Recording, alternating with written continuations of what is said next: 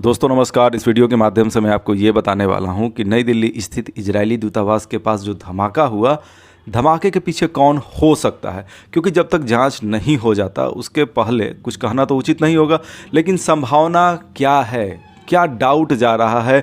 2021 में भी चूंकि यहाँ पर इस तरह का धमाका हुआ था, यानी 2021 में भी नई दिल्ली में जो इजरायली दूतावास है उसके बाहर धमाका हुआ था, तो उस केस स्टडी के माध्यम से भी समझने का प्रयास करेंगे। देखिए, बीता हुआ दिन यानी मंगलवार 26 दिसंबर 2023, समय था शाम 5:10, धमाका होता है इजरायली दूतावास के बाहर पीछे वाले साइड में।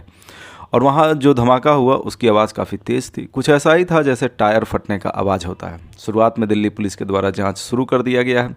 उसके बाद नेशनल इन्वेस्टिगेशन एजेंसी, जो हमारे देश में टेररिस्ट घटनाओं से संबंधित जांच करने वाली मुख्य एजेंसी है, वो वहाँ पर पहुँचती है और साइट का निरीक्षण करती है। अब बहुत ही जल्द NIA के द्वारा इस मामले का जाँच शुरू भी कर दिया जाएगा। अब ये जो हमला हुआ इजरायली दूतावास के बाहर, ये पहला हमला नहीं था। 2021 में भी ऐसा धमाका हुआ था, और 2012 की अगर बात किया जाए तो इजरायली दूतावास के एक जो व्यक्ति हैं उनके ऊपर हमला भी किया गया था। तो आखिर इसके पीछे कौन हो सकता है उसको आगे समझेंगे, लेकिन पहले ये बात करते हैं कि शक का जो सुई है वो ईरान की तरफ क्यों जा रहा है। बहुत सारे ऐसे जो विशेषज्ञ हैं, एक्सपर्ट हैं, उनका ये कहना है कि ये जो धमाका हुआ, और चूंकि इस धमाके में जान माल का नुकसान नहीं हुआ है, 2021 में भी ऐसा ही धमाका हुआ था, उसमें भी जान माल का नुकसान नहीं हुआ था, तो आखिर इसके पीछे क्या ईरान हो सकता है। आखिर कुछ विशेषज्ञ ईरान को इसके लिए दोषी क्यों मान रहे हैं। आखिर शक का सुई कई लोगों के हिसाब से ईरान की तरफ जा रहा है। आखिर ऐसा क्यों, कुछ एग्जाम्पल से समझते हैं। एकदम रिसेंट एग्जाम्पल, ये जो धमाका हुआ नई दिल्ली में, उसके एक दिन पहले 25 दिसंबर 2023 क्या हुआ सीरिया में, चलिए वो देखते हैं। IRGC, Islamic revolutionary guard corps, Iran का सबसे पावरफुल जो ऑर्गेनाइजेशन है वो IRGC ही है। वहाँ का जो कन्वेंशनल सेना है ईरान का, इरानियन मिलिट्री, उससे भी ये ज़्यादा पावरफुल है। अब इसका जो ऑपरेशन है IRGC का, ईरान के अलावा भी मिडिल ईस्ट के कई सारे देशों में है। सीरिया में भी IRGC ऑपरेट करता है, वहाँ आतंकी घटनाओं को ये बढ़ावा देता है। तो उसका जो सलाहकार था IRGC का सीरिया में, सैयद रजी मौसमी, इस सैयद रजी मौसवी की हत्या कर दी जाती है IDF यानी इजरायली डिफेंस फोर्सेस के द्वारा एयर स्ट्राइक में। उसके बाद ईरान धमकी देता है इजराइल को कि इस घटना का बदला हम ज़रूर लेंगे। तो क्या ये जो घटना हुआ, एक टॉप कमांडर IRGC का मार दिया गया इजरायली अटैक में, और उसके बाद ईरान के द्वारा धमकी भी दिया गया था, तो क्या इस धमकी का रिलेशन दिल्ली में जो कुछ भी हुआ उससे हो सकता है। देखिए, ये अगर बदला लेने की बात किया जाए तो मुझे नहीं लग रहा है कि जिस तरीके से ये जो विस्फोट हुआ जिसमें कोई हताहत नहीं हुआ, तो मुझे नहीं लग रहा है कि ये जो घटना हुआ सीरिया में उसका बदला ईरान के द्वारा नई दिल्ली में लिया गया। मुझे ऐसा नहीं लग रहा है, हालांकि संभावनाएं हो सकती हैं। इसके अलावा अगर और बात किया जाए तो लाल सागर में जो ईरान समर्थित हूती विद्रोही हैं, वो लगभग 1 महीने से इजरायली समुद्री जहाज़ों को निशाना बना रहे हैं, और उनका यह भी कहना है कि जो भी इजरायली जहाज़ लाल सागर से क्रॉस करेगा उस पर हम हमला करेंगे। पश्चिमी यमन को चूँकि हूतियों के द्वारा कंट्रोल किया जाता है और हूतियों को बैकडोर सपोर्ट दिया जाता है ईरान के द्वारा, तो ऐसे में ईरान और इजराइल का जो संबंध है काफ़ी ख़राब दौर से वो भी गुजर रहा है, चूँकि पहले से ही वो ख़राब था। इसके अलावा जो फ़िलिस्तीनी समर्थक हैं, और मैक्सिमम जो फ़िलिस्तीनी समर्थक हैं वो ईरानी समर्थक भी हैं, वो दुनिया भर में इजराइल विरोधी आंदोलन कर रहे हैं। और इतना ही नहीं, हिंसक घटनाएं भी देखने को मिल रही है इजरायलियों के अगेंस्ट। एक और एग्जांपल देखते हैं। 14 अक्टूबर 2023 चीन में इजरायली दूतावास के एक कर्मचारी पर चीन में हमला होता है। यानी दुनिया भर में इजरायली इंस्टॉलेशन के ऊपर हमले बढ़ रहे हैं। और कुछ एग्जाम्पल भी मैंने अभी आपको बताया कि क्यों शक का सुई ईरान की तरफ जा रहा है। अब नई दिल्ली में ये जो विस्फोट हुआ उसके बाद चाइना और पाकिस्तान इसमें काफ़ी ज़्यादा इंटरेस्टेड है। ये तो कुछ ऐसा ही है जैसे बेगानी शादी में अब्दुल्ला दीवाना। इजराइल भारत का संबंध काफ़ी मजबूत है, और इजराइल की जहाँ तक बात किया जाए तो वो भारत के सबसे विश्वसनीय मित्रों में से एक है। अब पाकिस्तान इसलिए इंटरेस्ट ले रहा है ताकि वो चाह रहा है कि दोनों जो दोस्त हैं भारत और इजराइल, इनके रिश्तों में खटास है, लेकिन ऐसा होने वाला नहीं है। सबसे पहले कुछ डाटा को देखते हैं कि आखिर भारत इजराइल का संबंध आखिर नेक्स्ट लेवल का क्यों है। इजराइल में जितने भी हथियारों का मैन्युफैक्चरिंग होता है, जितना भी हथियार बनता है, उसका 40% भारत के द्वारा खरीदा जाता है। भारत में जो मिसाइल रोधी रक्षा प्रणाली बराक है, वो भारत को इजराइल से ही मिला है। इजराइल भारत के सबसे विश्वसनीय मित्र देशों में से एक है। भारत और इजराइल कई क्षेत्रों में एक दूसरे को सहयोग करते हैं, चाहे वो एग्रीकल्चर हो, रिसर्च एंड डेवलपमेंट हो, रिन्यूएबल एनर्जी सोर्सेज हो यानी नवीकरणीय ऊर्जा स्रोत, health sector, artificial intelligence, semiconductor, कई सारे क्षेत्रों में दोनों देश एक दूसरे को सहयोग कर रहे हैं। यानी दोनों देशों का जो संबंध है काफ़ी बेहतर है। अगर ईरान की बात किया जाए तो ईरान से भी भारत का संबंध काफ़ी बेहतर है, और इजराइल के साथ भी भारत का संबंध तो और भी ज़्यादा नेक्स्ट लेवल का है। तो ये जो पॉलिसी है, भारत का चूँकि दोस्त ईरान भी है और भारत का दोस्त इजराइल भी है, जबकि इजराइल और ईरान का संबंध काफ़ी ख़राब है, तो ये जो इंटरनेशनल स्तर पर पॉलिसी है, इसको कहा जाता है डीहाइफेनेशन पॉलिसी। चूँकि भारत का दोस्त ईरान भी है और भारत का दोस्त इजराइल भी है, लेकिन इजराइल और ईरान आपस में दुश्मन है, तो ये डीहाइफेनेशन पॉलिसी कहा जाता है। अब थोड़ा सा एक केस स्टडी करते हैं। केस स्टडी के बाद ये जो मामला है आपको और ज़्यादा क्लियरली समझ में आने लगेगा। आखिर मैं आपको ये बताना चाहता हूँ कि आखिर इसके पीछे है कौन, धमाका हुआ इसके पीछे कौन है। देखिए 2021 में भी ऐसा एक धमाका हुआ था। नई दिल्ली में जो इजरायली दूतावास है उसके बाहर धमाका हुआ था। जांच शुरू किया गया था NIA यानी नेशनल इन्वेस्टिगेशन एजेंसी के द्वारा। तुरंत ही इजरायली खुफिया एजेंसी मोसाद भी उस जांच में शामिल हो गया था। शुरुआत में तो ऐसा लग रहा था कि ये जो धमाका हुआ था 2021 में नई दिल्ली में स्थित इजरायली दूतावास के बाहर, वह संभवतः ISIS यानी इस्लामिक स्टेट के आतंकियों के द्वारा किया गया था।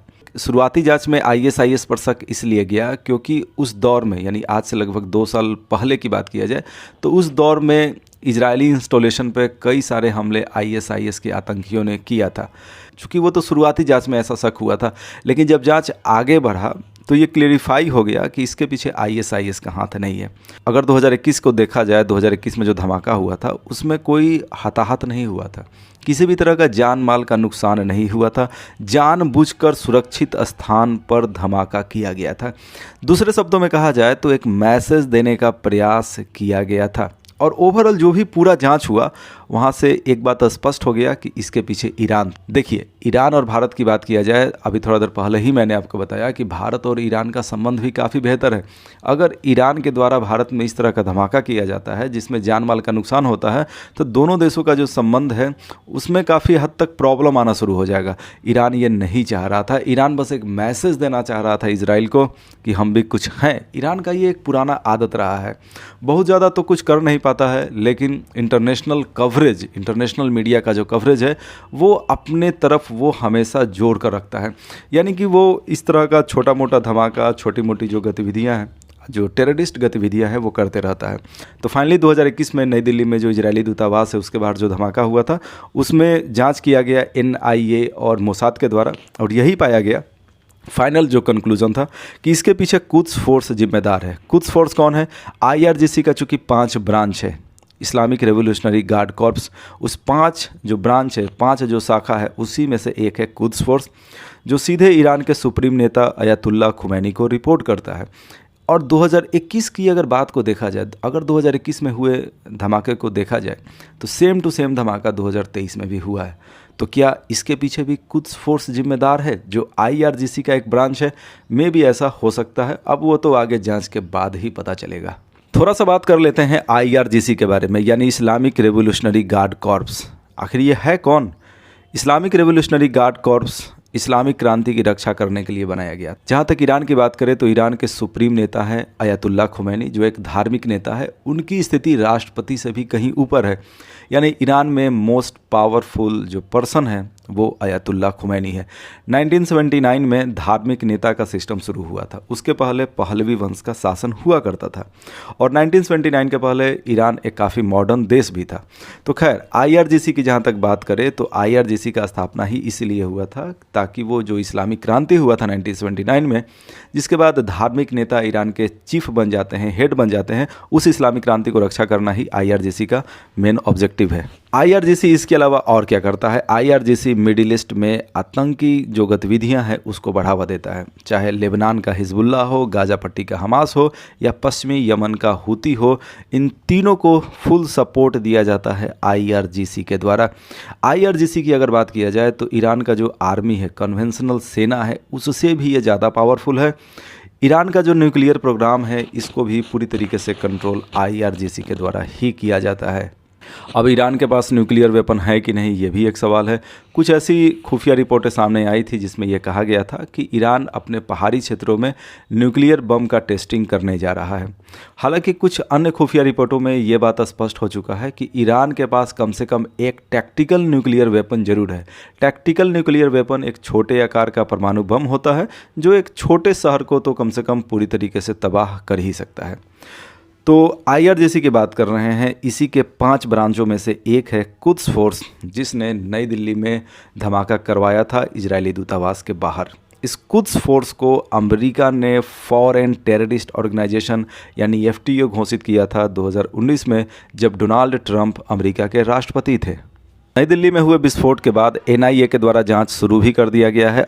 2021 में चूंकि NIA को सहयोग देने के लिए मोसाद भी भारत आ गया था, तो मे भी ऐसा हो सकता है कि मोसाद का टीम फिर से भारत आए और वो NIA को सहयोग करे। अब ये तो दोनों देशों की सरकारों के बीच जो बातचीत होगा उस पर ये डिपेंड करेगा।